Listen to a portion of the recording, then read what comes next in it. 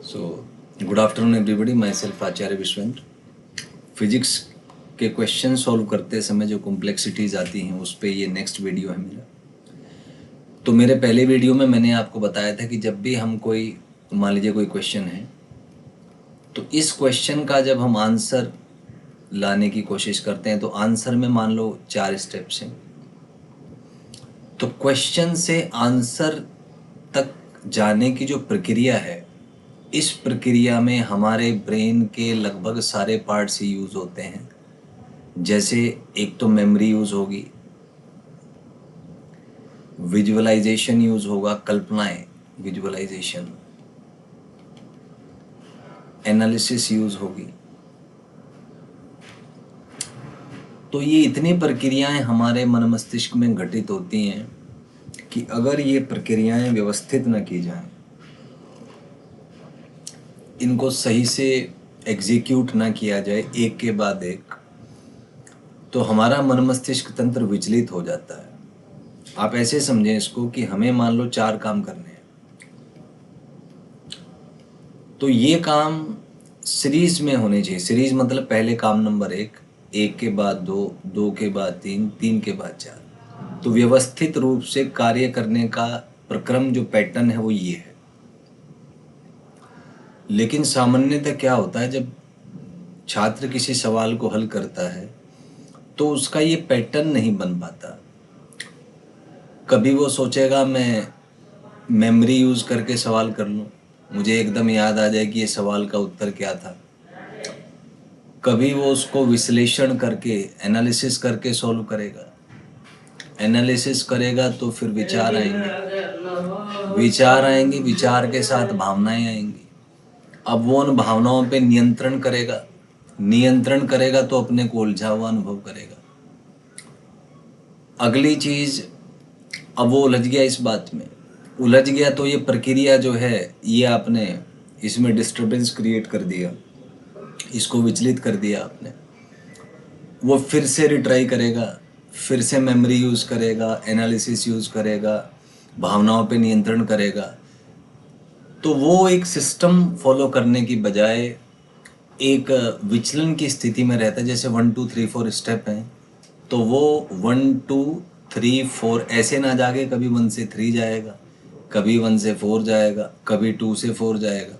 तो एक ऐसे लूप होल में, एक ऐसे चक्रव्यूह में उसका मन मस्तिष्क तंत्र आ जाता है जिससे निकलना संभव नहीं है. वो केवल छटपटाएगा, ऊर्जाएं अपनी नष्ट करेगा, भावनात्मक रूप से उसको विचलन होगा, बेचैनी होगी, एंजाइटी, डिप्रेशन, लो फीलिंग्स, और अंत में क्या है, वो सवाल हल करना छोड़ देगा. लेकिन जैसा मैंने पहले भी डिस्कस किया था, समस्या केवल इतनी नहीं है कि आपने सवाल छोड़ दिया. आपके मन मस्तिष्क तंत्र में जो भी घटित हो रहा है वो सब रिकॉर्ड हो रहा है आपके अंदर. वो सारी भावनात्मक विचलन की स्थितियाँ, वो सारी प्रक्रियाएं, और आप उसमें कर क्या रहे हैं ये भी रिकॉर्ड हो रहा है. और जितना बार आप इस प्रक्रिया को दोहराएंगे ये रिकॉर्डिंग उतनी ही स्ट्रॉन्ग बनती है.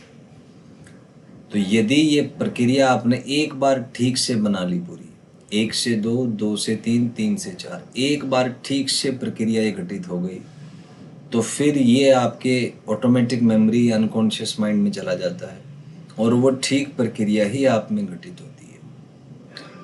लेकिन यदि ये प्रक्रिया व्यवस्थित नहीं है, रैंडम जो प्रक्रिया है, यादृच्छिक जो प्रक्रिया है, जो विचलन की स्थितियां हैं, जो मानसिक कष्टदायक अनुभव, जो अराजक अनुभव आपके भीतर यदि हैं, तो ये भी रिकॉर्ड हो रहे हैं. इसलिए जब भी कोई प्रश्न आप हल करें, पहले तो शांत रहा करें.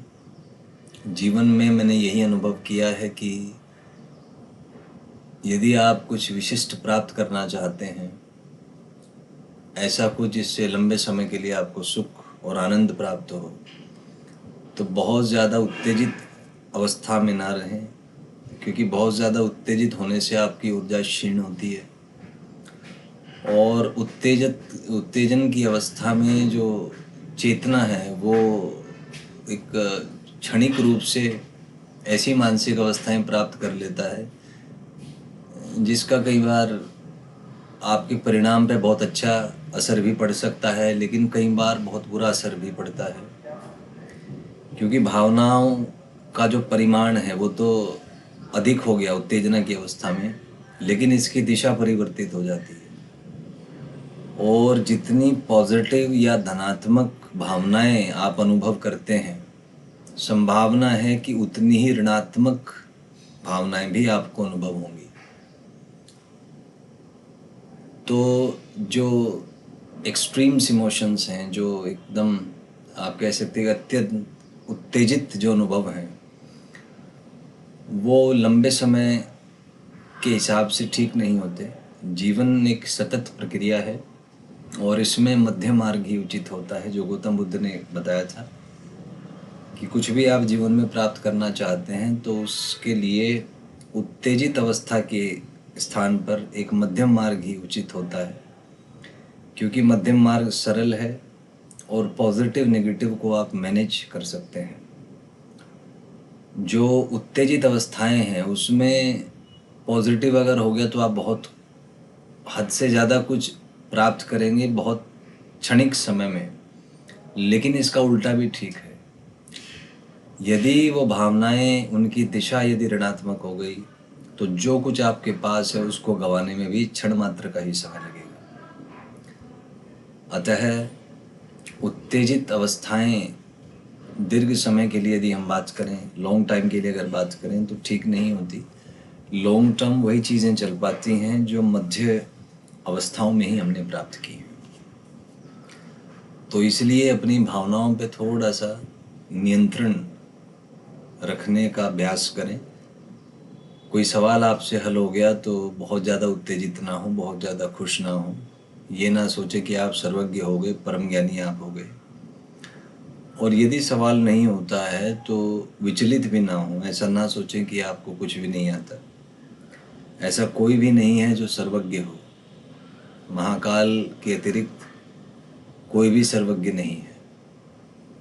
महाकाल कहें, पर ब्रह्म कहें,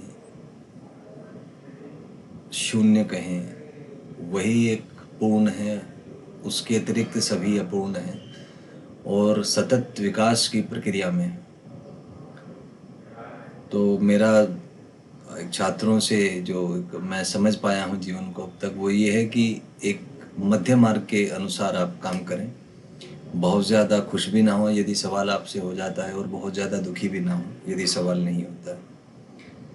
तो मेरे ख्याल से अगर ये भावनात्मक रूप से आप अभ्यास करेंगे, इन भावनाओं को नियंत्रित आप करने का प्रयास करेंगे, तो धीरे धीरे धीरे आप अनुभव करेंगे स्वयं में कि आपका जो मन मस्तिष्क तंत्र है वो धीरे धीरे धीरे विकसित हो रहा है और आप सवाल से जवाब की तरफ बढ़ रहे हैं बिना किसी भावनात्मक विचलन की अवस्था में उलझे हुए।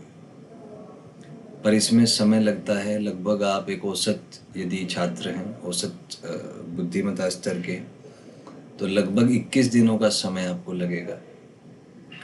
तो ये जो सवाल आपको यदि परेशान करते हैं और आप सवाल हल करने की बजाय भावनात्मक कह सकते हैं कि विचलनों में उलझ जाते हैं, आपको डर लगता है सवाल करते हुए, बेचैनी होती है, डिप्रेशन होता है, फोकस नहीं कर पाते, अजीब सा आपको अनुभव होता है, तो उसका इलाज है कि थोड़ा समय, ज़्यादा नहीं, दिन में लगभग 9 मिनट आप मान लीजिए, मानसिक रूप से अपने आप को तैयार करें। इसके लिए मेरा अगला मैं प्लान बना रहा हूँ कि एक माइंड ब्रेन एल्गोरिथम्स या माइंड ट्रेनिंग प्रोग्राम्स करके मैं वीडियो कुछ डालूँगा। तो उनका जो है, उनके पीछे मेरा लक्ष्य यही है कि जो सवाल हल करते समय जो भावनात्मक विचलन की स्थितियाँ छात्र अनुभव करते हैं, तो उनसे कैसे निकला जाए, कैसे उनका सामना करके उत्तर तक पहुंचा जाए, ये प्रक्रिया छात्रों को सिखाना, वही मेरा लक्ष्य है।